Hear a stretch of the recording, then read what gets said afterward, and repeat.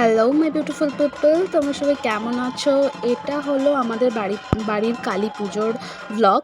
তো অনেকটা দিতে দেরি হয়ে গেল, করে রেখেছিলাম, আমার একটু এক্সাম চলছিল বলে আমার অনেকটা দেরি হয়ে গেল আপডেট দিতে।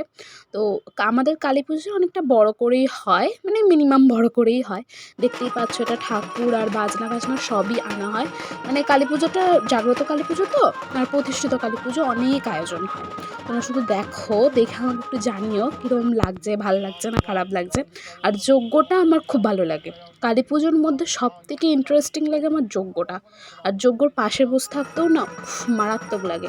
যজ্ঞ, তারপরে আরতি, এই নেচে নেচে যে আরতিটা করে না, আমার ভীষণ ভালো লাগে এই আরতিটা।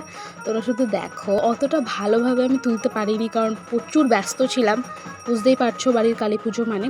তো তাও আমি কিছুটা কিছুটা ধরতে পেরেছি। জানিও কেমন হয়েছে।